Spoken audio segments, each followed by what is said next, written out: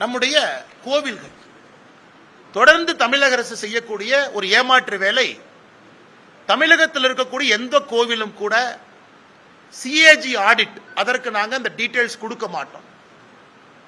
Madras high court justice Mahadevan ஆதிகேசவல் அவங்களுடைய பெஞ்சில் June 8ஆம் தேதி 2023 ஒரு தீர்ப்பு கொடுத்திருக்கிறாங்க. தமிழ்நாட்டில் இருக்கக்கூடிய ஹெச்ஆர்என்சி எல்லா கோவில்களும் கூட தணிக்கைக்கு உட்படுத்தப்பட வேண்டும். எப்படி பணம் வருது, எப்படி செலவாதுன்னு மக்கள் பார்க்கணும். அதனால் நீதிமன்றம் கொடுத்த தீர்ப்புக்கு எதிராக தமிழக அரசு ஹெச்ஆர்என்சி டிபார்ட்மெண்ட் சம்பந்தப்பட்ட எந்த கணக்கு வழக்கும் சிஏஜி அமைப்புக்கு கொடுக்கல. இதை வன்மையாக நாங்கள் கண்டிப்பது மட்டுமில்லாம, எதற்காக தமிழகத்தில் ஹெச்ஆர்என்சி அமைப்பு இருக்கக்கூடாது என்பதற்கு இதுவும் ஒரு உதாரணம் என்பது உங்களிடம் சொல்லிக்கொள்ள நாங்கள் கடமைப்பட்டிருக்கின்றோம். 4 லட்சம் ஏக்கருக்கு மேல ஹெச்ஆர்என்சி நிர்வாகத்தில் இருக்கு. 1000 கோவில்கள் இருக்கு. வருமானம் வருது. அதனால் தமிழகத்தில் இருக்கக்கூடிய ஒரு குடிமகனுக்கும் தெரிய வேண்டிய விஷயம், எப்படி பணம் வருது, எப்படி பணம் செலவாது. இதை மாண்புமிகு உயர்நீதிமன்றம் கொடுத்திருக்கக்கூடிய தீர்ப்புக்கு எதிராக தமிழக அரசுடைய நடவடிக்கை இருக்கு. இதற்காக பாரதிய ஜனதா கட்சி மாண்புமிகு நீதிமன்றத்தில், உயர்நீதிமன்றத்தில் contempt of court Bharatiya Janata கட்சி தமிழக அரசின் மீது நாங்கள் ஃபைல் பண்ண போறோம். குறிப்பாக ஹெச்ஆர்என்சியினுடைய ரெக்கார்ட்ஸ் எதுவுமே கொடுக்காம அலக்கழிச்சு அதை ரிப்போர்ட்ல காமிச்சிருக்கிறாங்க. நாங்கள் செக்ரட்டரியை பார்த்தோம், சீஃப் செக்ரட்டரியை 3 முறை முறையிட்டோம், எங்கேயும் கூட எங்களுக்கு எதுவும் கிடைக்கல. அதையெல்லாம் தாண்டி இன்னும் நம்ம பினான்சியெல்லாம் பார்க்கும் பொழுது அதல பாதாளத்தில் தமிழகத்தினுடைய அரசு இயந்திரம் செயல்பட்டு கொண்டிருக்கிறது என்பதை இந்த தணிக்கை உறுதி செஞ்சு. ஏன்னா அடுத்த தணிக்கை வர்றதுக்கு இன்னும் 4 வருஷம் ஆகும். 4 வருஷம் கழிச்சு இன்னொரு பத்திரிகையாளர் சந்திப்பில் பேசுவதை விட இப்பொழுதே தமிழக அரசு விழித்துக் கொள்ள வேண்டும். சும்மா ஏதோ ஒரு இண்டிகேட்டர் 2 இண்டிகேட்டர் உயர்ந்திருக்குது அப்படிங்கிற திரும்ப திரும்ப பேசுறாங்க. ஒரு இண்டிகேட்டர் நல்லா இருக்குன்னா 99 இண்டிகேட்டர் மோசமா இருக்கு.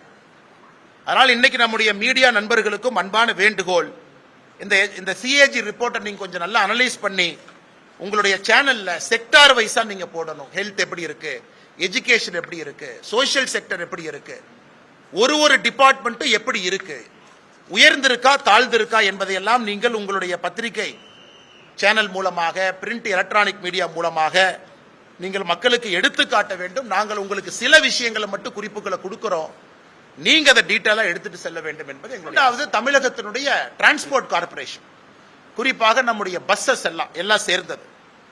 நீங்க பாத்தீங்கன்னா அடிக்கடி இது நம்முடைய பேப்பர்ல வரும், சில நியூஸ் பேப்பர்ல வந்திருக்கிறத உங்களுக்கு காட்டுறோம். அது செய்தித்தாளா இருக்கலாம், நம்முடைய நியூஸ் சேனலா இருக்கலாம்.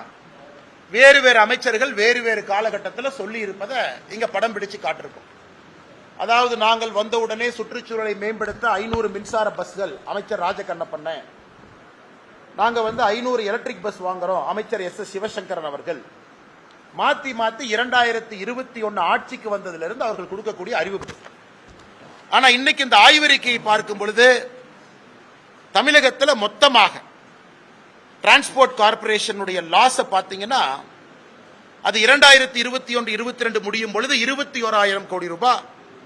அதற்கு இன்னைக்கு லோன் இருக்கு 6,000 கோடியிலிருந்து. எங்கேயும் கூட லாபம் வருவதற்கான சாத்தியமே இல்லை. 22,517 பேருந்துகள் 2021-22 முடியும் பொழுது 20,304 பேருந்துகள், அதாவது 2,000 பேருந்தை குறைச்சிட்டாங்க. அதையெல்லாம் தாண்டி நாங்கள் தொடர்ந்து பேசிக் கொண்டிருக்கக்கூடிய விஷயம், 2022 பாரதிய ஜனதா கட்சி ஆர்ப்பாட்டம் நடத்தணும். டிரான்ஸ்போர்ட் கார்பரேஷன்ல இருந்து பணி ஓய்வு பெற்றிருக்கக்கூடிய அன்பு சகோதர சகோதரிகளுக்கு நீங்க அவங்களுக்கான எந்த ப்ரொவிஷனுமே கொடுக்கலன்னு. அதற்கு இந்த ஆய்வறிக்கையில் நமக்கு உண்மை தெரிஞ்சிருச்சு. அவர்களுடைய கான்ட்ரிபியூட்டரி பென்ஷன் ஃபண்ட் 4,565 கோடி ரூபாய, காம்பன்சேஷன் செஸ் ஃபண்ட் 492 கோடி ரூபாய பேருந்து இயக்குவதற்காக இங்க திருப்பி விட்டுட்டாங்க. பென்ஷனுக்காக வாங்கப்பட்ட பணம் 4,500 கோடி ரூபாய் தினசரி பஸ்ஸை இயக்குவதற்காக திருப்பிட்டாங்க. பென்ஷன் கொடுப்பதற்கான பணம் கூட இல்லை. அது போராட்டம் செய்த பிறகு 2024 கொஞ்சமா கொடுத்திருக்கிறாங்க. சோ டிரான்ஸ்போர்ட் கார்பரேஷனும் ஒரு ஃபெயிலியர் என்பது அங்கிருந்து தெரிஞ்சுக்கிட்டோம்.